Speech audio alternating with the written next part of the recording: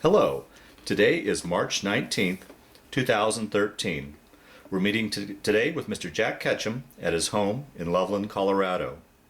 My name is Brad Hoops. I'm the interviewer for the Northern Colorado Veterans History Project. Welcome, Jack, and thanks for sitting down today to tell your story. Let's start out, if we could. Tell us a little bit about yourself, your date of birth, where you were born, and a little bit about your family. Well, I was born April 12th, 1931, and come from a family, kind of a mixed family. My father ran off when I was really young, and my mom worked out at Gates Rubber Company, drilling holes in battery caps. And the Shriners had a orphanage. It's just due north of the Jewish National Hospital here in Denver. And we stayed there for about 2 years, and my mom married a fellow that had his kids in there. And so we all of a sudden ended up as a family of 7. Is that right? Yeah. Huh. We had, well, there was Donald, and Bill, and Richard, and Shirley, Beverly, and Roy, and myself. Bill was the real family. The others were all part of the orphanage. Okay. And where'd you fit in that order? I'd have been 1, 2, 3, 4, fifth one. Fifth, okay. Yeah, out of 7. And so I take it you were born there in Denver then? Yes. Okay. All right. Yeah, I started off life with a bang. I was allergic to milk, and during the Depression, you know, there wasn't a lot of extra money around. My dad bought me a goat, so I lived a couple of years on goat's milk. Huh. That was my family pet. He was a good old sweetheart. Yeah. How old were you when your dad left the family then? About 6 or 7. Oh, Somewhere really? there. Oh, wow. Yeah. And then my mom remarried in, must have been 1930, somewhere in there. Yeah, you mean 1940? 1940, Yeah. I'm sorry, yeah. Yeah.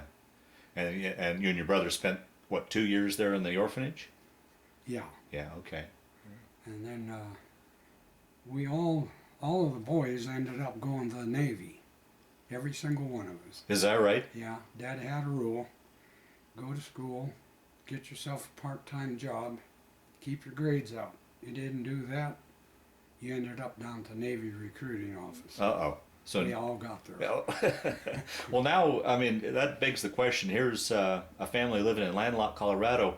Why did your dad choose the Navy to put you guys in? I'm not really sure about that. He got so he knew the recruiting officer by his first name. Is that right? Yeah. Yeah, I guess I guess I followed the Navy because of my brothers. Right, They sure. seemed to like it. And didn't like going away from home. Yeah, talking about that. So after you, did you enlist after you graduated, or were? No, Yeah. I quit at the 10th grade. 10th grade. Yeah, the war had just ended, and World War II. yeah, Uh-huh. and I started. Oh, I don't know. I had a half a dozen little jobs, you know, delivering flowers and pulling weeds and all that stuff. And it wasn't for me. So I figured the only way I was going to really get ahead was to get the heck out of town and start over. And so I went down, joined the Navy. Everybody was trying to get out, and I was trying to get in. So it worked out very well, however. Yeah, yeah. So I imagine your folks had to sign for you. Then you weren't 18. Oh, yeah. Yeah. Actually, Dad had to lie a little bit. Oh, is that right? Yeah. How old were you then when you went in? Well, actually, I was 16. Is that right? Yeah. They, I think that was about 3 or 4 months before I turned 17, something like that. Huh. And I joined at the best time possible because so many of them were all trying to get out. And the Navy didn't know what the heck to do with 3 or 4 scrubs that showed up on each train. So they put us into a company and trained us. Boot camp was 7 weeks. And where was that held at? It was in San Diego. Yeah. Now, how was that for you, leaving home? I imagine growing up you hadn't traveled too far away from home, and now you're on the West Coast. Was there? That was a big adventure. Yeah. Yeah. Any tinge of homesickness or anything in that regard? Terrible homesickness. Oh, is that right? Oh boy, that first couple of weeks were misery. But I got over it. And the old chief, chief petty officer, was used to young kids, and gave me every opportunity to take care of myself. And got past the homesickness. Came time at the end of boot camp, you were supposed to get, I think it was 7 days leave. And I didn't have enough money to go home, so Chief asked me if I'd stay and watch the barracks. I said sure, and I didn't have enough money to get home. Yeah. And so about 7 days later, they all came back, and Chief said, I don't know what to do with you. He says, those guys you're talking to out there are all headed for Guam, but he says, I didn't put you on the list. I forgot about you. And he said, I don't know what I'm going to do with you. And the base there at San Diego had all these schools, photo, band, and all the different mechanics and stuff. And he says, why don't you go over, start over there, what do you want to do? And I said, well, I was kind of interested in submarines. And he said, well, okay. He says, why don't you go over, I'll call and tell them you're coming over. So I walked over there, and I noticed they had a tower next to the building. It didn't dawn on me what it was for. Uh-huh. And the old chief petty officer there says, well, the first thing we're going to do is find out whether or not you'd make a good submariner. And he and one of his assistants went and got an air mask and dropped it down over my shoulders, walked me out to that tower. And they had an airlock at the bottom. You stepped in there, and they'd slam the hatch, fill the thing up with water, and you were supposed to go up. Oh, it was probably 70, maybe 80 feet, maybe not that tall. Uh-huh. And I'm standing there, and the old water's creeping over my knees, and I'm ready to leave. So I hit the panic button, and that ended my submarine career. And then they told me to go to these other schools they had. They had band and had medical. There was 3 or 4 in there. Uh-huh. And I happened to be walking past the photo school. So I stopped in there. And the guys, I guess they were starting to get desperate for recruits. And they took me in back and showed me some equipment and wanted to know if I was already a photographer and so forth. And I said, well, not exactly, but I think I could learn. He says, well, okay, I'll notify your chief. So he called him, and I started there right away. And at the end of it, the old chief had gotten rid of all of his company, and he was waiting for new recruits to fill up, and he didn't know what to do with me. And he said, why don't you go over to North Island, which was across the bay from the boot camp. He says, go over there and look around a little bit, and I'll introduce you over the phone to one of the guys, the mechanics that are at the air group. So I walked in there and looked around. Boy, I had all these planes around. I was really impressed. And the guy said something to me. I said, well, I was over at photo school. He said, I got just a job for you. He says, you think you'd like aerial photography? Huh. Oh, yeah, I guess so. I'd never flown. I didn't know. Well, how was getting back to your photography school? How'd that go for you? Did you pick up on it? Did you enjoy it? Yeah, it was real good school. Uh-huh. And it was mostly tactics and things like that. What what to shoot and what not to shoot, and these are the different types of cameras and so forth. And he still didn't know what to do with me. I was a real lone stranger, and he sent me over to that air base, and I met the commanding officer. He had joined other fellas for lunch, and they were just getting some new aircraft in. And one of the guys at the table said, "Captain," he says, "this guy's looking for a job. Says he's a photographer. He said, hire him." That was my involved routine. So about 2 weeks later, we boarded ship. It was on the aircraft carrier Valley Forge. And we went out to sea for a couple, 3 weeks, practiced landings, and meanwhile I was getting instruction on using the camera on deck.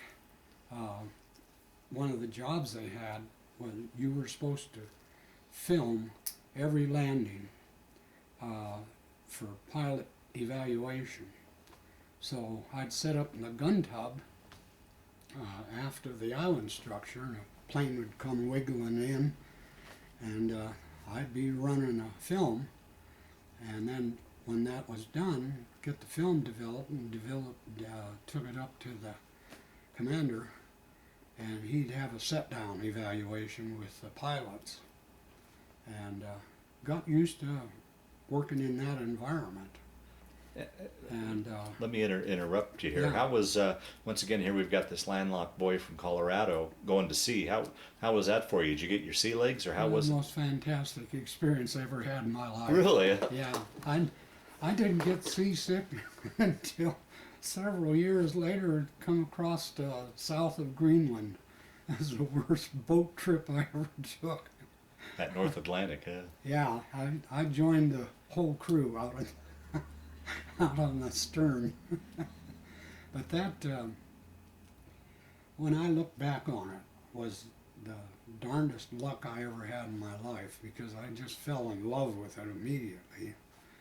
And the faster you learned, the more they'd give you, to where you didn't take long to become thoroughly trained flight deck operations and what your duties were and what your duties weren't, and learned all about aircraft landings and things like that, and when to shoot the film and all. And there's a real protocol on an aircraft carrier. If you're on the flight deck during operations, you'd better have a colored jacket on so that they knew what your duties were. And one of their biggest problems was gooks, or not gooks in the sense you might have heard of. Yeah. They wanted to look. So they'd stick their head up over the edge of that darn flight deck, and they were going to sightsee. Well, you break one of those cables, it'll take the top of your head off right now. Wow. And you weren't supposed to be wandering around on the flight deck when they were turning their props up. So it didn't take me long to learn where I should be, what I should be doing, and so forth. Sometimes I'd get so fascinated with what was going on, I'd forget to take camera. Oh, I bet it would be, yeah. Yeah. But I would say in the 4+ years I was in, I never regretted it once. Got into some pretty hot places, but it was one of the best duties you could have in the Navy, to be a crewman on one of those ships, short of being a pilot. Yeah, right. Well, talk a little bit about life on the aircraft carrier, as far as your living conditions and the food and what you did for entertainment, just general life aboard an aircraft carrier. Yeah, well, of course it's very regimented. There are areas on the ship you can go. There are areas on the ship you better not be caught in there. And you didn't bother somebody that was on duty unless there was something of a dangerous nature, or to help them with a problem they're having. So that you really established camaraderie. Mm-hmm. My little camera group that I was in, there were 7 of us, and we did most of the photo work on the ship. And we had one small compartment. That was our photo lab. We did all of our developing and loading cameras and so forth. And then we had another section that was for duty, because they'd practice as many night landings as they did day landings. So we had a rotating shift. We had a little compartment that was probably, oh boy, I'm going to say it was maybe 8 feet wide and about 10 feet long, had 4 bunks in it, and there was always 2 of us were sleeping. So it was a fairly easy routine to get into, and they were very, very attentive to seeing you progress, whether it was just photography or your understanding of the different aspects of carrier life. And all in all, and I may be off base on this, but I think most of the guys on the ship were kind of cut above the other ships in the fleet. Oh, wow. Now, whether that was something we learned after going aboard, I'm not sure. You're talking about your group of 7 or just the ship in general? Well, the ship in general. Oh, okay. The crew really were proud of what they were doing. And we had enough of the old guys coming back from World War II that came back off of leave, and they had assigned them to the ship. And they kind of became our instructors. Now, you don't want to do that because this happens over here, and you got to be looking that way. And it was a pretty close family, really.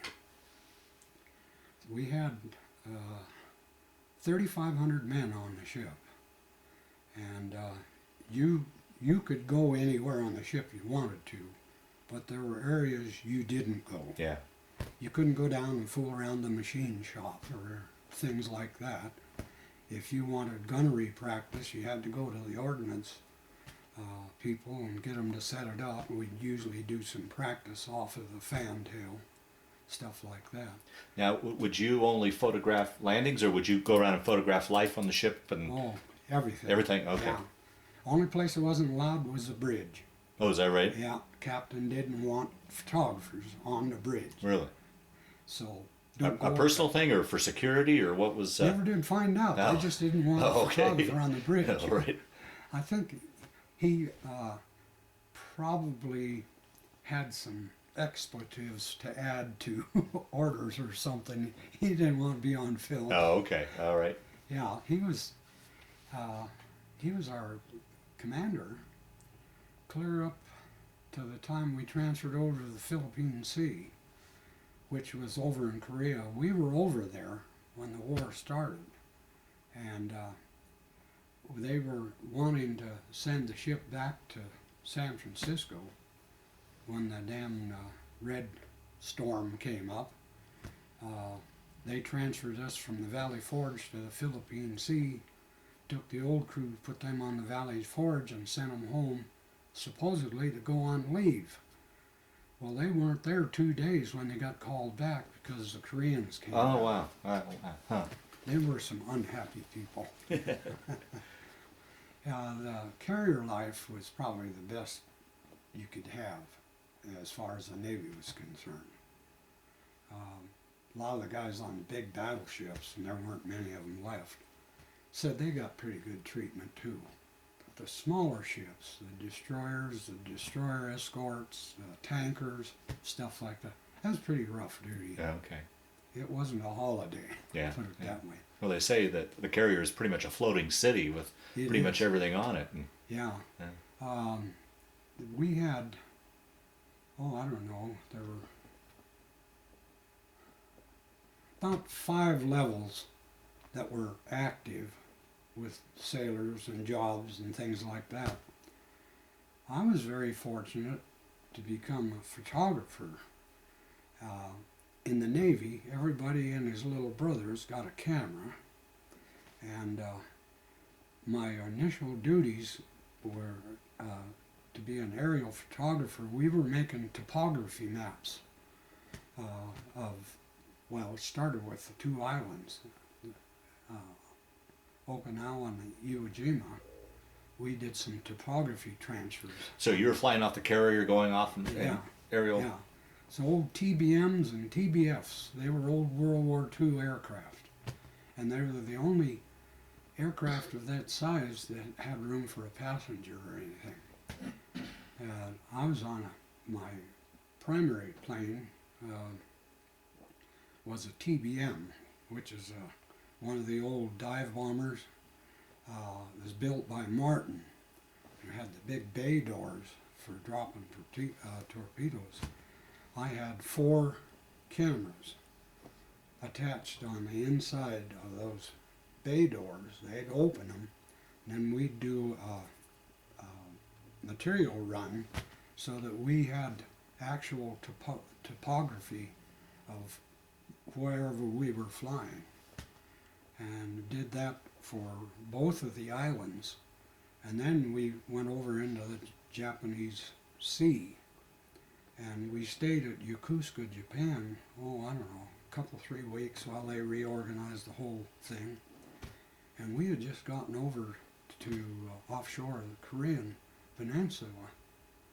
And that would have been in April or May. We were getting all settled in. We knew Of 50?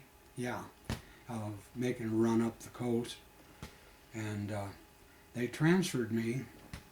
They had a airfield at Kimpo Airfield. They had an old World War II B-24, which had been converted for the Navy. It was a PB-4Y2. Mm-hmm. It was a single rudder instead of a double rudders, the way the old B-24s Right, were. And I could put 6 cameras in there. Scotty would get her down to about 1,000 feet. We'd look at the terrain, try to determine whether it was clearly visible or whether you needed to show the nooks and crannies. Well, most of the mountains that we were flying over there, just out of Sewell, were kind of like these up here. Not as high as them, but they were forested pretty heavily. And there's all kinds of drainages and everything. They wanted all that, so we'd get at the far end down towards Pusan. We'd stick it down there somewhere between 800 and 1,200 feet. And I'd turn the cameras on, open the bay doors, and just let her roll until we had to change the film. We'd stop. I'd get the films changed. We'd turn around and go back down. He left markers so he knew where to pick up from. And then when we got back to the ship, I had to empty the cameras, and they wanted fast dry. That was one of their big training exercises for me. We used to develop the film in heavy alcohol, and then we'd take it out on the deck and stand there and flap it and dry High out tech, real huh? quick. Well, that was a training routine for the CIC, the Combat Intelligence Center, because they would do photo interpretation immediately. Okay. And they didn't want any long delays between the time you landed and the time you gave them that film. Well, now you said you had to get the film back to the ship. Would you land there at the base and then get into another plane and go to the ship? Oh, yeah. On the B-24s, we stayed right there at Sewell. And they had, I don't know, there's about 3 or 4 trucks. There was alternating 3 to 5 planes. Ours was the only TBF. They had, there were several little scout planes and stuff like that. And I was actually in downtown Sewell when the war started. They had a Jeep with master at arms and some other Marine had loudspeakers telling everybody in the Navy to get back to their ships. Oh, boy. And Was there any indication that the war was coming, or was that a total surprise? they had seen some Korean ships, North Korean or Chinese, Yeah. I'm not sure which, but they had seen them headed down the Japanese, they had about 4 names for the damned oceans on either side of Korea, one of which was the Yalu, or Pui. Oh, that's okay. They'll Yeah. come to me. We had seen 2 or 3 destroyer type out there in the water. They weren't bothering us and didn't Yeah. look like they were trying to snoop or anything. We just thought it was a training exercise or something. And we were downtown Sewell, which wasn't much. Yeah. It was wading around in mud. And here come this Marine on a Jeep with a loudspeaker and said, telling everybody to report to their ship immediately. Well, we were stationed out at the airport. We couldn't just go out and jump on somebody's boat. Yeah. So we headed for the barn where we kept the plane. And noticed as we got there, this bright glow in the sky. They burned the whole damn place down. Where your plane was? Yeah. They had already gotten that, or did you guys burn it to so that it wouldn't be captured, or the Korean? They burned it so it wouldn't get captured. Oh, okay. The trucks, Yeah. the planes, the hangar, everything was on fire. So there were about, I don't know, 30, 40 of us that marched out of Sewell, headed down towards Pusan. Oh, jeez. And the Navy couldn't do anything. They didn't have any way to get aircraft to us. And we were too far inland to go out and get on a boat. And they told us to head south and that they would catch up with us. Well, they'd come over about once or twice a day, and they'd drop sea rations and water. That was more valuable than sea rations. The soil up there, they called it night soil, meaning they used human fertilizer. Oh, right. Okay. Yeah. everything out Right. there. So water was our biggest concern. And we had a couple of guys that got dinged up a little bit. I don't know if they'd fallen and hurt themselves or were actually in part of the action. When we got down to Pusan, they told us to go over to the Korean Peninsula, and they sent ships in to get us. So you were just right ahead of the front line then, as the. Yeah, it was moving down on us as we went down. Was that a scary time? I mean, what were you thinking as you guys were going down? Was it a scary time, or did you feel like you were going to make it, or? Almost used a bad word there. Yeah. The chicken is the first part of it. Okay, yeah, right. We were also bewildered because everything had been going pretty smoothly. We were damn near done with the filming. Now, I'm sorry to interrupt you, but when you were filming, would you fly above the 38th parallel, or would you just stay down in the southern sector? Up to the 38th originally, and then we started going on up to, I'll get there, Wonsan.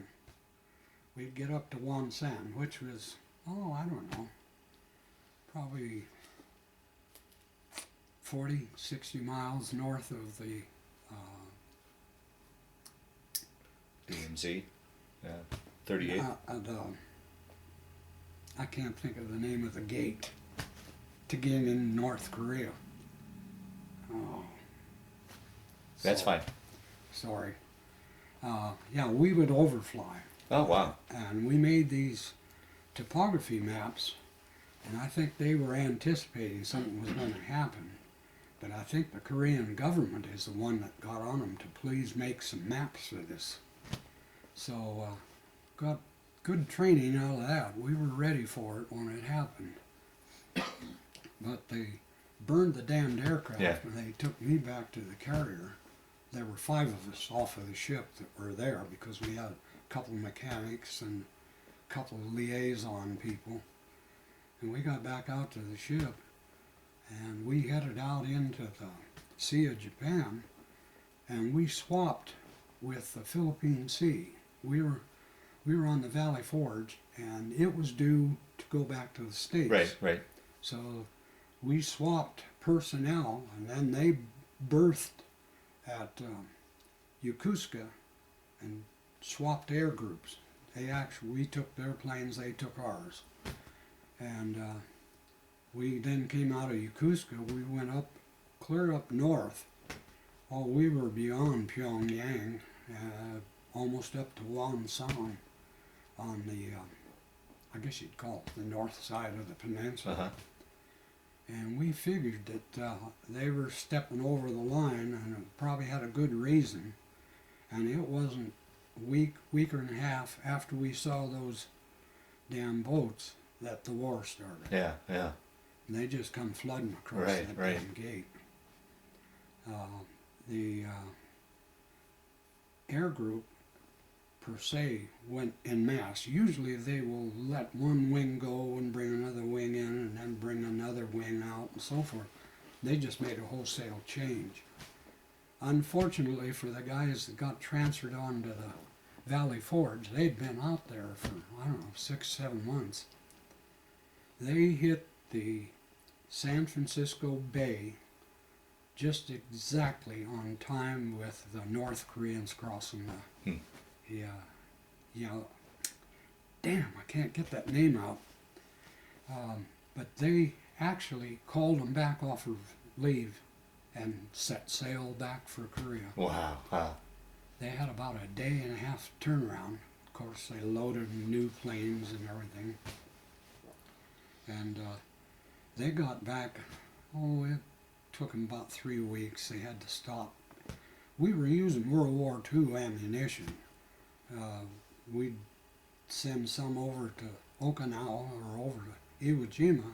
They'd bring that damn ammunition back aboard, buried in cosmoline, wrong calibers and everything.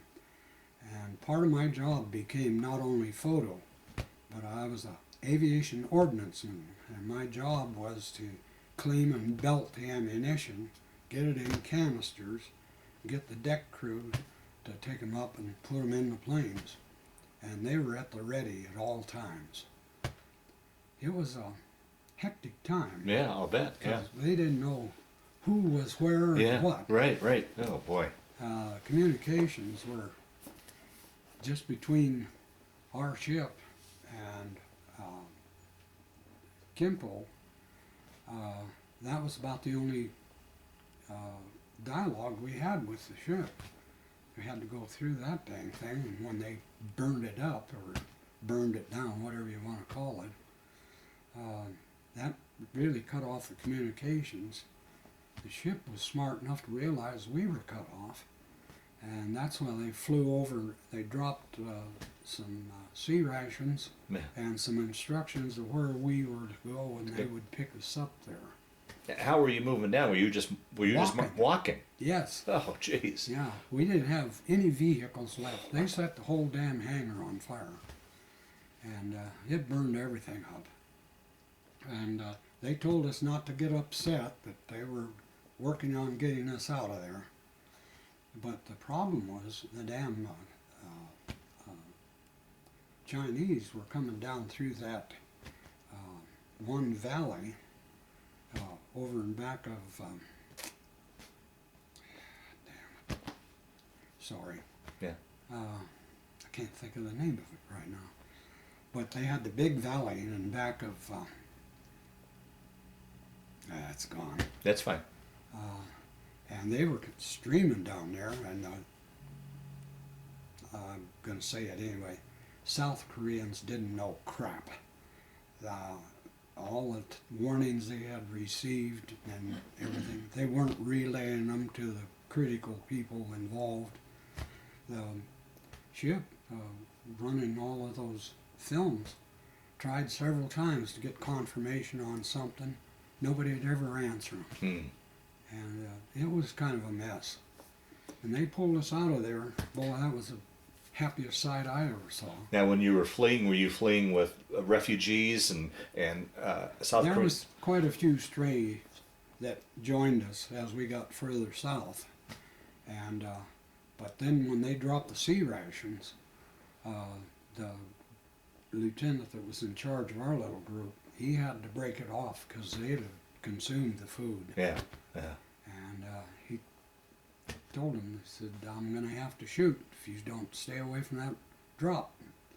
And he fired his pistol a couple of times, ran him off. How long did it take you to get down to Busan then? About 3 days. Wow, jeez. Yeah, it was forced march. I mean, forced. We had 2 guys that were injured, and we had a carrying deal, stretcher type. It was Mhm. canvas with Yeah. two poles. And we'd carry them for a while. And then we got a hold of a couple carts. And we literally pulled the carts by manpower. It wasn't a horse or anything around. In fact, they'd eat the horses. Yeah. Wow. Yeah, it wasn't as bad as it sounds though. Yeah, it doesn't sound good. These guys welded together. I didn't know any of them, but all of a sudden you were a buddy. Yeah, yeah. And we had various estimates, anywhere from 35 to 55 of us in the group, but we were strung out. They didn't want to be able to strafe Yeah. a collective group, Yeah, so they yeah. kept us spread out. Did they ever come in and do any strafing? No, Ah, oh, okay. I don't think they had any Oh, aircraft. yeah. And I'm sure that they would have brought some aircraft in from the ship if they'd have started that. But getting the sea rations was really a chore because they couldn't drop them in just one Yeah, place. yeah. And they'd string them out, and hell, the people would come out of the woodwork after that jeez. food. And we shared. That's the only way you could. Yeah. And we got out of there relatively easy. I was surprised because I thought they'd have all kinds of patrols along the coast and everything. They didn't. And we got back to the ship and we got back into a routine. It worked out real well. We were doing fine. Now, did you guys, when the Valley Forge got back, did you guys switch crews back to your? No. So you stayed on the Philippine Sea then? No, they stayed on the Philippine Sea. We went to the Valley Forge. I'll get this straightened out. We took their aircraft and their personnel and put it on the Valley Forge. They were on the Philippine Sea. When they came back, we swapped again. Oh, okay. And that was so that we could go home. We made a world record getting home. That aircraft carrier of ours was relatively new, and they wanted to see how fast it'd go across the ocean. We made the trip from Korea to San Francisco in 11 days. What would a normal crossing roughly be on an average crossing? Oh boy. We tried to maintain about 20 knots of wind on the bow. So I'd say it would be 20, 25 knots, something like that. That's hard on those ships. Boy, it vibrates like you were running a jackhammer. Hmm. But we went 11 days. So once they picked you up in Pusan, then the carrier didn't stay around. It headed back. We stayed on the Valley Forge to do the battle work, the photos and all that stuff. We were there from June. We got to come back, I think, following year, early in January. Oh, so you're there a ways then. Yeah, Okay. yeah, we were operational Oh, okay. when we traded, and most of our aircraft were the old prop when we traded, and we had to send a bunch of pilots up to Itazuk to learn how to fly jets. Hmm. That was a thrill. Yeah. You didn't want to have your head above that deck when they were landing. Boy, I tell you, they really slammed it. Wow. They were so underpowered. If they backed off on the power, it'd drop like a rock. They were these F9s, and you could damn near stand there and hold them. They had twin engines, but they didn't operate that well. Huh. Most of the World War II aircraft, the F-8s were the first to go. And then I was in a TBM and later on a TBF, or the other way around. And the TBM was a two-passenger dive bomber. Uh-huh. And that I used the Right. radars for Right. my photos. The other one was a vintage World War II, that TBF. It still had the ball turret on behind the pilot. And that's his favorite story over there. Oh, tell the story. we, we were up north, almost up to the Yalu River. They're having a lot of trouble with tanks. The Russians had given the Chinese those tanks, and they were just running all over the place. And the guys are there at the reservoir, Wonsan, freezing to death. And as a little side, if you want to know how cold it was, just north of Denver is the 28th parallel. Have you ever seen that sign? I've seen it out in western slope. Yeah. Take it around the world, that's the way it was, because Korea was on the 28th parallel. That's why you know that the snow here is the same as the snow there. Gotcha. Yeah. It's colder than hell. Yeah. But at any rate, this guy was putting down the country road type thing on a three-wheeled motorcycle, and he had looked like a lilac bush sticking out. Now, I didn't normally get involved in the actual gunfiring, and he was flying down the road, and he called back to me. He says, "Jack, you awake?" I said, "Yes, sir." He says, "I got a little chore for you." I said, "What's that?" He says, "I'm going to roll her over on the side there, and you look down there on that road and tell me what that is." So he put it up like this, and I looked down there. I said, "It looks like a motorcycle, sir." He says, "That's exactly what it is." And he says, "You know what? You're going to get to target practice." And so he come around, came back. I was chasing that SOB down the dirt road, and it's kind of like this farmers out in our part of the country where their property line, you make a right turn, go up to the next property line and make a left. Well, that's what they had over there. And I'd lay down a row of shells, and he'd move over and move back, move over. I was just kicking up dust. I couldn't quite catch up with him. And he says, "One more time, Jack." I said, "Okay." So he took it down.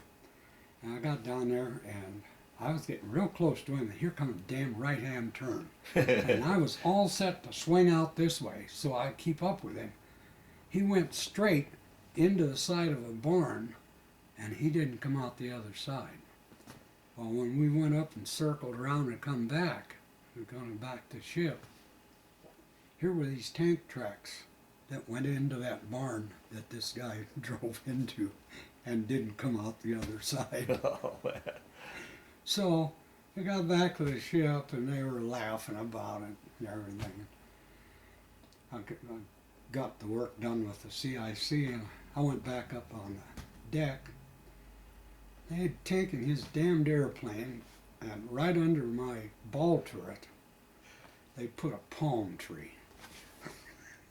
Dirty bastards. That was the biggest joke of the day. That was the last time I got to fly on that plane because it got banged up, and the TBM was strictly set aside for our photo work. They didn't get into any battle action, so to speak. They had armament, but it was strictly if you came on a target, it was worth its effort. Yeah, but still, you were flying. You were flying in the battle zone, though. Oh yeah. Yeah. Okay. Yeah, you bet. Wow. The Russians had given the Chinese a bunch of tanks, and we were having trouble with our armament because it wasn't slowing them down. Once in a while, they'd pop a shell off, but we couldn't stop them. If you couldn't hit their tracks, they just kept going. They were huge tanks. So took several pictures of them over a period of time, determined that the front shell in front of the turret was about 36 inches of steel. It was a Russian T-34 tank. Okay. Yeah. You couldn't do anything to them. So we got the machine shop devised some rockets out of the stuff we had. They made them into what they called Tiny Tims. I've got a picture of them in here. I'll show you later on. They're about that big around, and they were, I'd say 7, maybe 9 feet long. And then he put a punch press shell around the projectile, so that it would hit that steel. It was just like a punch press, you know. You could drill a hole. It worked kinda. We found out if you could get it under the lower lip of that thing, you could blow the turret off. They were just setting on there. So we tried to practice our gunnery in that regard. We'd carry 4 tiny Tims, and we weren't part of the battle group, as our jobs were primarily photo assessment and stuff like that. We were armed only because in case of an emergency. And they let us try those tiny Tims the first time. That was quite a thrill. Wow, wow. Those big dudes, they'd, I'm guessing, I gotta guess at this, probably 10, 12 feet long, and other than that punch press on the front, it was all shell. Those things really did lighten the load. I popped a few caps on those tanks with them. That's How many sorties do you think you flew then? well, myself, I kept track, and I think I was airborne something like 35 times. Really? Yeah. Some of those were practice, and some of them were photo runs. The photo runs was the most critical job that I had. I had one of the best pilots in the world. The guy really knew how to kick that old goose around. Huh. And we got a commendation for the quality of the work we did for CIC. Was it? Were there any memorable missions you went on? Were you ever shot at from ground? We'd see a little of the lazy stuff once in a while, but they were not prepared for air war any more than we were. Oh, okay. Really. Okay. We had 2 F-4Us. We had that was the Marine detachment in our outfit. We had 4 TBMs and 2 TBFs. All the rest were fighter aircraft. And the fighter aircraft got all the low-level stuff, primarily. And we didn't do any active battle moves unless we got ordered to do so. Otherwise, just bring us the area we've plotted. Okay. Be happy. I mean, not to say they weren't dangerous, but at this point, the MiGs weren't in the fight and in ground. We had 3 Yak 3s that started to chase us one day, and Tranter radioed the ship, and the ship sent out 2 F9s, and we were probably, I'd say 50, maybe 60 miles out, and they got there in a hurry and they ran them off. But they had these Yak 3s, which looked like our old, I can't think of the name of the airplane. It was an engine job, it wasn't a jet. Oh, okay. They had some jets, but we tangled with them once or twice. And in fact, we lost one of the pilots. What was it, MiG-3? Yeah, MiG-3. Obviously, the Russians had given it to them. And those dudes could move, but they weren't any more maneuverable than our F-9s. And they held their own. They didn't send that many over where it was going to become a permanent threat. I think everybody's doing a little experimenting. Oh, okay. We had 2 destroyer escorts, and they replaced those with 1 helicopter. A guy turned out to be my best buddy in the Navy. He was well, I'd have to show you the picture. Yeah. But he ended up being the sole helicopter pilot. Wow, which was a relatively new piece of equipment. Brand new. Yeah. We'll get to pictures here afterwards. There, Jack. Yeah. His name was Scotty, and he stuttered. And I was going to lose my flight skins because they'd done away with the 2 aircraft that I was able to fly in. And you lose your flight skins if you're not air crew. So Scotty they sent him up to Idazup, taught him how to fly a helicopter, and brought him back. And he's a pretty good friend. I became better friends with him because he liked to take pictures. So every time he'd take a flight, he'd come down with a whole box full of film. And we got to be pretty good buddies. I didn't drink, so that anytime I took a flight, I got a battle ration when I got back to the ship. Well, I can't stand whiskey, so I would save them. Well, you combine the whiskey with the fact that everybody had a camera, and everywhere you went, they used their camera. They'd come back to my photo lab. Hey, Jack, I got 4 rolls of film, and so forth. And this was the whole ship. That was the officers, the crew, and everybody. So I pretty well had a free run. If I wanted 3 days leave and I wasn't entitled to it, I'd go up and the officer of the deck said, "Get going." He'd give me a little card so the MPs wouldn't pick me up. But everybody took pictures. So my little photo lab, I'd just string them out, run them through about 6 or 8 at a time. I could buy anything I wanted on the ship. Oh, wonderful. Free meals, and I got cigarettes for free. And I'd get those battle rations when I was flying. I didn't drink whiskey. Yeah, yeah. So I'd save them up, and I could just about buy the whole ship. They're little 2-quart or 2-sip bottles, you know. They sure like those.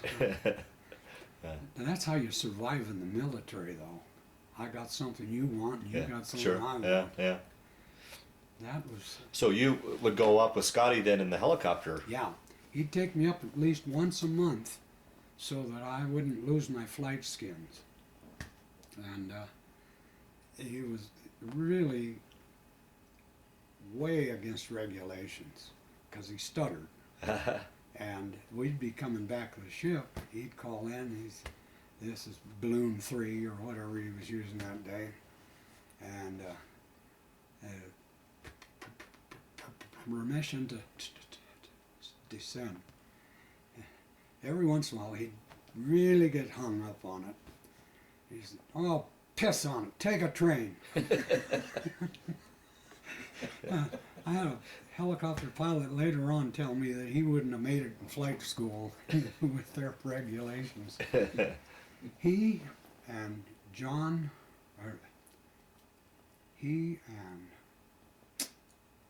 who's the young kid? I told you one day. Mickey Rooney. Mickey Rooney and William Holden were in a movie about the crash that this pilot had and that Mickey Rooney type guy had. He went over and rescued him. He was shot down in, I think it was over towards Wonsan. And they sent Scotty after him to pick him up. Really? Yeah, and he got shot up over there too. They couldn't get out, they couldn't fly, and they were surrounded. So they sent over 4 F-8s, or F-9s, and they literally plowed that field, both sides of them, both ends of them.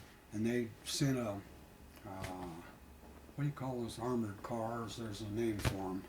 Had a 30 caliber and a 50 caliber gun mounts on the front of them. Kind of like a half track? It was a half track, but it wasn't a track. Okay. And they pulled them out of there. They had some really good pilots on that ship. Wow. And they were very close, which surprised me. Kids being that age, they'll latch on to a couple buddies, but they're not overly outgoing with anybody else. Hell, that was a tight-knit group, the whole ship. And it was things like that renewed your faith in people. Yeah.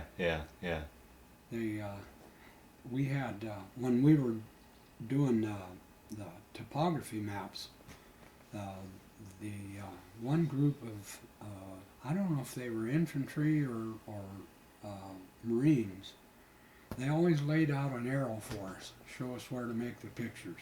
Is that right? Yeah, they'd Wow. go across open fields and everything else, and they'd put out a red arrow or a white sheet with a pointer on it, showing us where we were supposed to go. Huh. But that was the kind of camaraderie you don't find in today's society. Yeah, right. I don't know Right. how the military is now, but Yeah, you really took care of each other. yeah. And I was always proud of the fact that we were a group and worked as a group. If you had a problem, I was there to help you. If Yeah. I had a problem, you were there to help me. Yeah, wonderful. I don't imagine that's true anymore, Yeah. but it sure was then. Yeah. Well, tell the story about the helicopter when he would take Oh. off. Oh, God. It scared me to death. You were sitting there, you got this flimsy little seat belt on, and Now this is just the two passenger with the round. it wasn't even a bubble. Wasn't even a bubble. No. It's in Okay, there, I'll show all you. right. He'd get her cranked up. The flight officer would give him a thumbs up. And he'd crank that thing up, and boy, you think you're really going to go straight up. He'd get about this far off of the deck, and we were right in front of the 4-inch guns, which was right on the edge of the Uh-huh. ship. He'd get about that far off, and he'd tilt that sucker. I was always waiting for him to slap the deck with that damn rotor. And he made me keep the hatch door open. So I'm sitting there looking down there about 80, 90 feet in the air, and door is open. Well, I hope that belt holds. It was a thrill. He was a good pilot. He learned quick, boy. He had that helicopter thing down pat. But they had, we went through 3 helicopters, and the only one that lasted was the first one. The other 2 was nothing but mechanical problems. Every time it turned around, they had it down on the hangar deck doing something to it. Well, what was the purpose of the helicopter? For rescue and? Yeah, we did away with the 2 destroyer escorts. Oh, okay, gotcha. Yeah, All right, that's yeah, what the. and Oh, okay. we'd go into flight operations. He'd get up there and go back to the stern and sit there waiting for the launch. Okay. And he used it a couple times. Wow. They had, before that, we always were escorted by 2 destroyers. Gotcha. Okay. They, later on, I don't know what they set up, but they had him going to other ships too. And I don't know what they were doing. Okay. He was the one and only helicopter pilot on the ship, though. I'll be done. Yeah, that rescue he did, that was really counter to what the standing orders were. He wasn't to involve himself in combat. And if he went over to pick somebody up, he wasn't to return fire. He was to get the hell out Right. of there. Right. Wow. Wow. And he was quite a character. So you guys, then roughly January of '51, then you returned back to the States? Yeah. I got back, let's see. Valley was in there Christmas Eve. They came back. It was probably around the 1st or middle of February when we got back. Okay. And the Valley, they turned it around, gave them new planes, and sent them right back. Boy, were they ticked. Those guys hit the beach, boy, they scattered. You know, it was Christmas time. Yeah, right, sure. And I guess they really had a hard time rounding them up so they could get underway. Well, they were loading planes and ammo and everything else aboard, so they didn't miss more than 1 or 2 days. And once you guys got back to the States, you had a 30-day leave, or what was? You could take a leave. I was transferred to a Texas Reserve Squadron that had been called up from Texas. They were out east of Camp Pendleton. Had a little World War II airfield out there. It's called Miramar. Only thing we had were shelter, engine shelter type hangars. It didn't have a closed building, and we did a lot of repair work. That's what FASRON stands for, Fleet Air Service. And didn't hit it off real well with the commanding officer. Of course, that was nothing different for everybody else. Yeah. And when they made me in charge of the rec center and made me the mailman. I had a 3-wheel motor scooter, and I would drive around the air base once with the mail for that day. And then in my spare time, I was in charge of the enlisted men's club. We didn't have a bar. Yeah. You'd get your own bottle. Go over there and play pool or play poker all night long. I was supposed to stay there. I'd go take my cot over in the corner, go to sleep, make sure that all the drunks got home. So you weren't doing aerial photography anymore then? No, no, not at all. Yeah, that, I think if they'd left me in photography, I'd have probably stayed. Hmm. But I sure didn't like those other routines those other guys had Yeah, to do with yeah. it. So a turn came. I told them I wasn't even going to join the church. I was afraid they'd start a religious war. So you had what, a 4-year enlistment then? Yeah. Okay. Yeah, I got out and goofed around. Well, I didn't know what I was going to do, and my brother in Denver was helping build all those houses out by Buckley and out here in Loveland, everywhere. And he was a tile layer, so he got one of the other tile layers to take me on as an apprentice. And after about 2 weeks of sitting on a paste bucket, I decided this was not going to be a lifetime career. So I quit, and Tranter, my pilot on the ship, had gotten me all the way through high school and into the GED program. And he says, now Jack, when you get home, he says, you go see which colleges will accept you. I thought, why not? So I went to DU. Wow. They jumped on me. Huh. Yeah, so I spent almost 4.5 years going through school at DU. But well, like I was telling you, see, even the trainer, who was the education officer, that was considered a real bum detail to pilots on most of the carriers. This guy was dedicated. Wow. Wow. He really was. Really kind of helped change your life, I would Boy, imagine. you bet he did. He made a whole new person out of Yeah. him.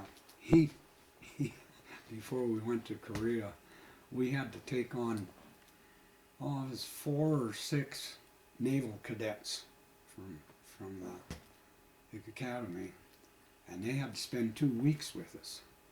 And my job was to keep them busy. He says, keep them out of my hair. He says, I don't care what you do with them, but keep them out of my hair. Well, my aircraft needed bore sighting. I don't know if you're familiar with that. Please explain that. Yeah, you've got this real long set of poles run down the throat of those guns, and then you've got a measuring device here, and you bore sight those guns so that they line up properly with the aircraft. They gave me 5 or 6 of those kids from Annapolis to do that job. I don't know if those planes ever flew again. But I thought at the time, I said, my God, these people are college students, and I know more than they do. Yeah. So I decided to go to school. Oh, be darned. You went to DU. What'd you get your degree in then? Business mostly. Okay. Uh-huh. Yeah. I tried several businesses over the course of my life. Uh-huh. But that was the best thing that ever happened to me. And that, we've got a friend that was an education officer in the Marine Corps. And he said he was surprised. He says usually most of the military guys that get that assignment look on it as kind of a put down. Hmm. Wow. And I told him, I said, boy, that guy, he was on everybody's tail all the time. And he was always working a gimmick. If we were pulling into a port, any of you guys that are on my GED program get leave. The rest of you guys stay aboard and watch. Oh, wow. He got a lot of volunteers there. Yeah. He was, Oh, I'm guessing he was 24, something like that. And but he was really dedicated. Yeah, That yeah. was his second job besides be being done. a pilot. Then what'd you do once you got out of school? What'd you go on to do for career-wise? Well, I went to DU, Yeah. and then out of there I was hired by Crown Zellerblock as an accountant. The work drove me nuts, and I finally quit and moved back to Denver.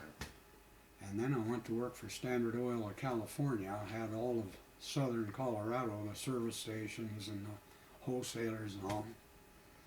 And that got to be a drag. And moved back to Oregon, worked for Oregon State Higher Education. I was a federal auditor of research projects. And I stayed there about 3-4 years and came back to Colorado. Went back to work for the oil company, and then finally I quit them and opened my own business up in Fort Collins. I was in business up there about 3 years. It was mostly appliances. And got burned by a contractor, Oh. put me into bankruptcy. From then on, I was just job to job, Yeah. nothing spectacular. Yeah. That's about it. Yeah. Well, we'll start to wind down the story. You want to talk a little bit about family and Okay. Yeah. Family, as I indicated earlier, that my mom took my brother and I and put us in the Denver orphanage. Yeah. My stepdad had 4 kids, and he put his 4 Right. kids in the orphanage. Mom would go out on Sunday morning and sit on a bench and take the streetcar from 8th Avenue clear over to beyond Colorado Boulevard. The orphanage is right behind that, just north of the Jewish National Hospital. And it was an orphanage. There were about 400 kids in there. A couple hundred girls and a couple hundred boys, and the Shriners were our sponsors. Mom put us in there, and I think she had to pay $5 a month for each of us. And any month she couldn't pay it, she just had to call the Shriners and they'd take care of it. And they sponsored all the activities there. In fact, it was a wonderful life. But Dad would drive past Mom's bench going out to see his kids, and he'd see my mom sitting there, and then when he got out there, he'd see her in the lobby. So he started picking her up, bringing her out to the home every Sunday, and then they decided to get married and took us all out of the home. We lived on a house that right now is still standing, that's just above Bronco Stadium. Oh, is that right? Yeah. Lived there for, I don't know, 10, 12 years, I guess. The house is still standing. It's got all kinds of graffiti written on it and everything. But went to Lake Junior High School and North Denver High School, which was a waste of time. Yeah. And I had to make those grades up in order to get into DU. Yeah, they right. weren't exactly forgiving. Right. But that, the kids, one by one, Dad had a rule. Yeah. Go to school, get Right, good right, grades, yeah. get a job. Yeah. We all tried him. We all lost. He was a pastry chef for General Pershing. Really? And he had a film. I later donated it to a museum in Texas. He was on the last overland march with Pershing. They came out of Alabama or someplace down there and went to Fort Huachuca, Arizona. Wow. And had his whole army behind him, and they got that picture. Wow. Had the horses and the Model Ts and the foot traffic, and Dad had a four-wheeled kitchen, and Pershing liked his pastries. Wow. It was quite a family. Yeah. Yeah. They're all scattered now. Yeah. Haven't lost any of them yet. Oh, is that? Oh, good. They're ancient. We're all ancient, I guess. That went to North High School, and it was an absolute waste of time. Yeah. I just could never get enthused about it. Went to Lake Junior High School, and then Ashland, which I don't know if it still stands or not. It was on 38th Street, just before you cross Spear Boulevard. But we lived right up on that hill. Since then, I've raised 3 children, Uh-huh. and 2 of them are married and have, one daughter has 2 grandchildren. The other, the son, he's single, and my daughter is single. I don't know, my son accuses me of spoiling marriage. I said, how do you figure that? He said, oh, you're always on my case. I said, well, you always gave me a reason to be on your case. So 2 grandchildren? Yeah. Okay. Both girls. No, one's, who the heck am I thinking of? I got a girl and a boy. The boy's the younger one. Okay. And they live up in Grand Junction.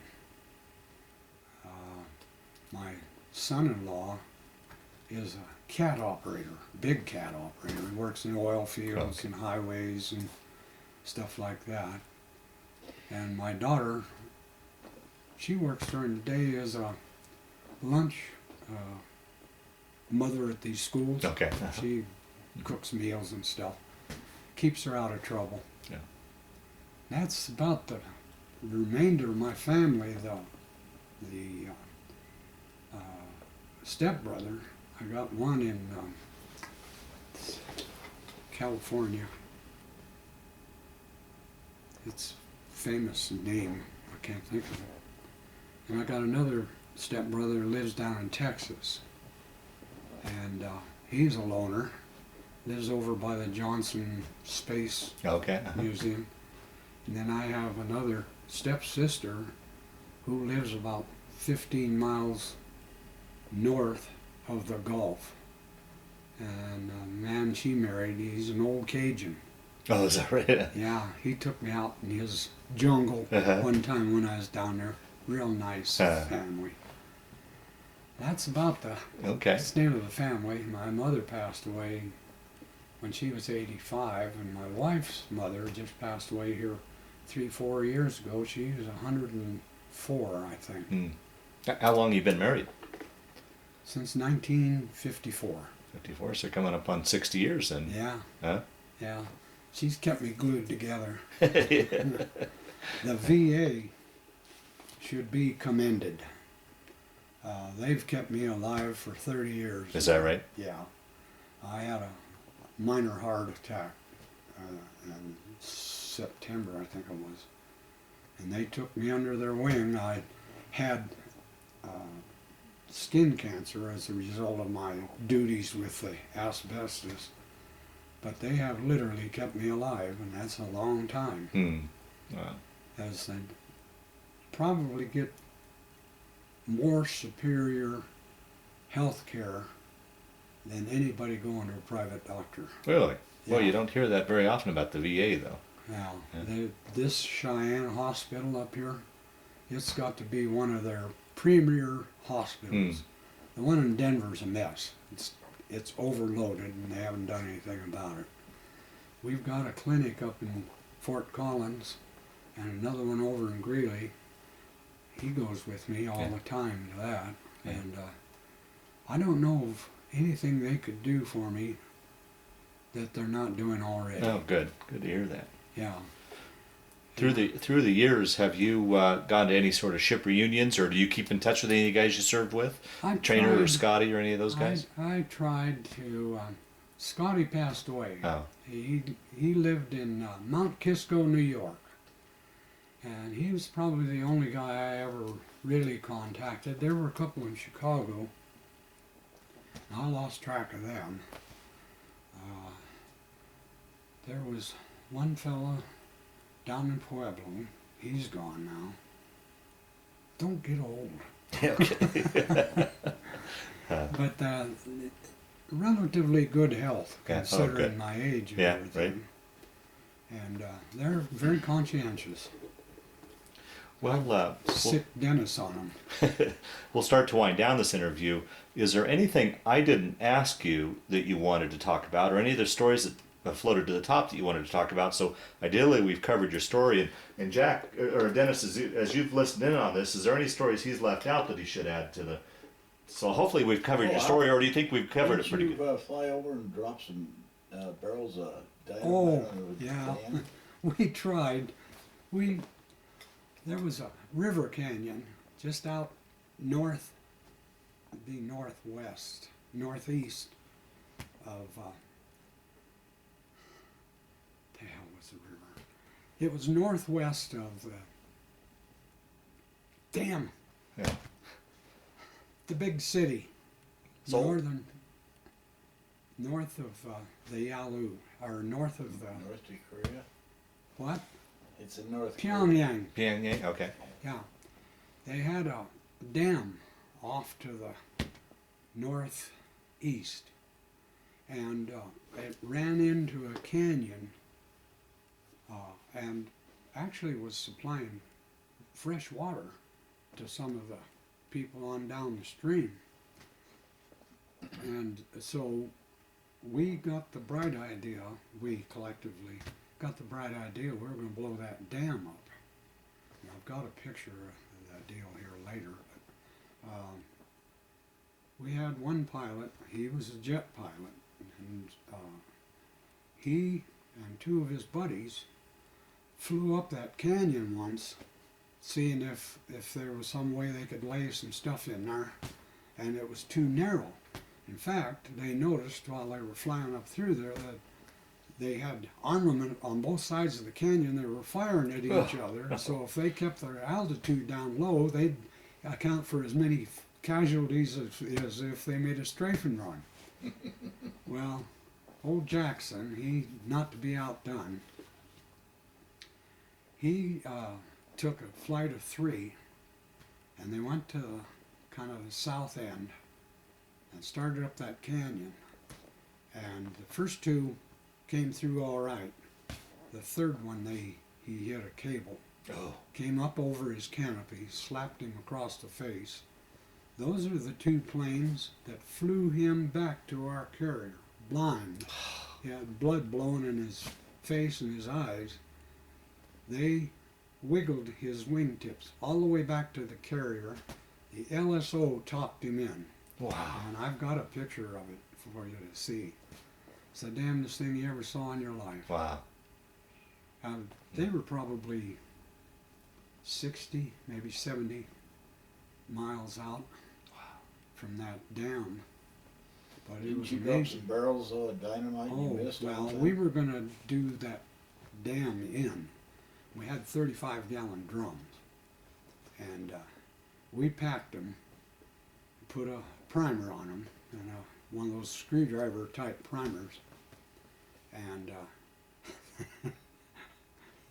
Jackson put him in the bay of that one aircraft. He flew a straight line for that dam, and the idea was to start upstream so you could see the ridge of the dam face down there, and he was going to drop that thing in the water close enough to the dam to where the concussion would crack it. He bounced the damn tin can right over the top. It exploded, and I guess they got a couple cracks out of it. But if you've ever seen a 35-gallon can of dynamite run, Wow. yeah, that was one of the funniest things we had. Well, one thing I want to ask you is your thoughts on this. I mean, Korean War and the Korean veteran have been called the Forgotten War and the Forgotten Veteran. What are your thoughts on that? I mean, how do you feel about that? The treatment you've gotten over the years as a Korean War veteran? For the people who it makes a difference to, they're more than generous. I can wear this hat, and I don't know how many times I get stopped. Thank you for your service. Oh, wonderful. And they're very courteous, go out of their way in many instances The reason I wear it is because I have terrible skin Yeah, cancer. yeah, And but anywhere you go, you get compliments from them. oh, good, What most veterans, myself included, object to, not only is it the forgotten war, it's the terrible way the press has treated the people who were in the forgotten war. They don't seem to realize there was a hell of a lot of suffering going on then. 56,000 troops got banged up in that thing, and it's a forgotten war. yeah, yeah, I can't believe it. yeah, But the disrespect of the current population as it regards things like veterans benefits and things like that, they have a very negative attitude. What the hell, we didn't keep him to raise, you know, that kind of attitude. yeah, Those guys put their lives on the line. They go out there, a lot of them don't come back. It doesn't faze these. I'm sorry, I'm not a press fan. yeah, yeah, It irritates me the way they. It doesn't matter which war it is. It was kind of like, they had a kind of a rough time, but things over now. The whole thing affects a person's life the rest of their life. you bet, yeah, And so I get a little negative about the press. yeah, And I, right now, a situation going on where the politicians took the VA, shoved it into the Department of Defense, and then turned around and cut the Department of Defense by 10%. yeah, Well, there's more than one way to skin an elk, I guess. yeah, right, right, And it's underhanded as hell. yeah, And one of these days they're going to throw a war and nobody's going to show up. I know they try. The people who are in the hospitals and in the care centers are really sincere. You couldn't ask for a better type of treatment. The politicians who are one way or another entangled in the VA, they ought to throw them out. yeah, yeah, They're not making anybody happy, and they're sure as hell not helping the population. right, right, right. End of my speech. Yeah. Okay. Well, the last question, and we'll close down this interview. How do you think those years, your military years, I think you kind of talked a little bit about it, but how do you think those years changed your life, affected your life, played a role in your life, or do you look back on it now as just a chapter in your life you went through? How would you answer that? My growth period. Was it? Yeah. I wasn't smart alecky or Yeah, anything yeah. when I was a kid, Yeah. but I didn't see the value of being involved with the church, or I wasn't big enough to be involved with the sports. So from my standpoint, the Navy made me, because it took about 2 days for me to come down to earth. Hey, this is no game, Yeah. this is a real McCoy. Yeah. And I regretfully regret not re-enlisting. Oh, really? Yeah. Yeah. I hated some of the routines, but I hate some of the situations I've been in. Yeah. Yeah. It had nothing to do with the military. Yeah. Right. And the one thing that I think the services lack right now is allowing their troops to pour mouth the military to the civilians, because the civilians are the only ones that get that kind of information. Yeah. You tell somebody you enjoy the military, they look at you like you're crazy. Yeah. Yeah. Uh, Either I was very lucky, or I grew into it. I'm not sure. Right. Okay. Yeah, they. I can't name a time, really, that I regretted my military. Oh, wonderful. Yeah. And that, a lot of it was luck, I realize, but then so is life. Yeah. Yeah. Yeah. Well, with that, Jack, we'll close down this interview. I want to thank you for sitting down to tell your story today, but more importantly, I want to thank you for your service to our country. Well, thank you. I enjoyed meeting with you.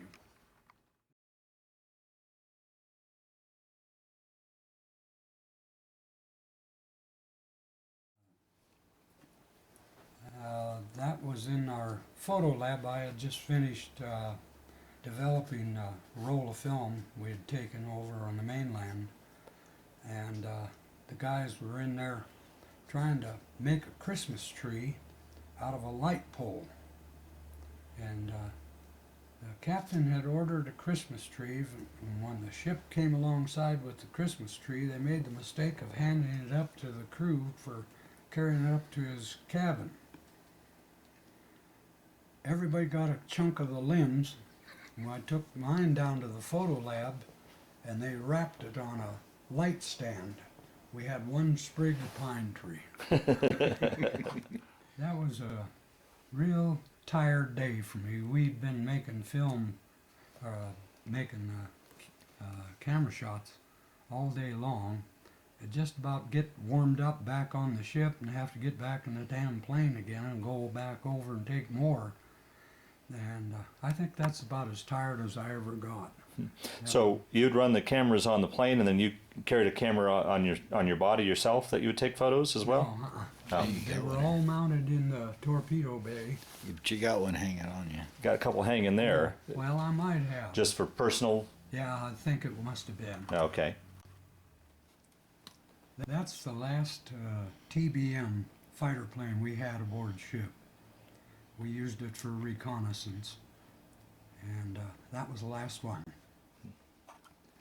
That's my skipper's plane. It demonstrates just how cold it was. We couldn't get airloft yesterday on that thing. And that's you posing in front of it? Yeah. Okay. That's the first active duty helicopter introduced into the Navy. That plane replaced 2 destroyer escorts. Everybody thought it wouldn't work, and it turned out to be the most effective piece of machinery on the ship. That's the mothership, the Valley Forge, Air Group 11. We had 85 aircraft on board at that time. This was prior to the helicopter relieving the destroyers. Jack, tell us a little bit about this model that Dennis built for you. This is a PB4Y2, which is really modified B-24. They made it for the Navy primarily because it had a long-distance cruising capacity. It was used for rescuing downed pilots at the end of World War II. We used the plane for making topography use, mapping all the ravines, the roads, the dams, the rivers, and any other item on the surface that would impede forward advance of our Army. And job was to fly north and south on a continuous trip. Used 8 cameras, and we would make these topical pictures and give it to CIC, Combat Intelligence Right. Center. And they would use the stereo glasses on them and bring up a battle plan for the troops on the ground based on the terrain that they were going to have to go through. It worked pretty well. And where'd you sit on the plane? I'd sit right behind Wing. the aft flap here, Uh-huh. and I had 30, I think it was a 30 millimeter. Can't remember now. Uh-huh. I had a set of guns there, but I'd never fired them. Yeah. Never had occasion to. Those are 50s. Pardon? Those are 50s. 50 caliber. 50 calibers, I'm sorry. Okay. And then you operated the cameras through the Bombay doors, correct? Yes. Okay. I'd open the doors. On each side, I was able to hang three cameras on each side. Uh-huh. When they'd open the door, they'd be shining down vertically. And then we just let the speed of the aircraft take care of the rolling on. Gotcha.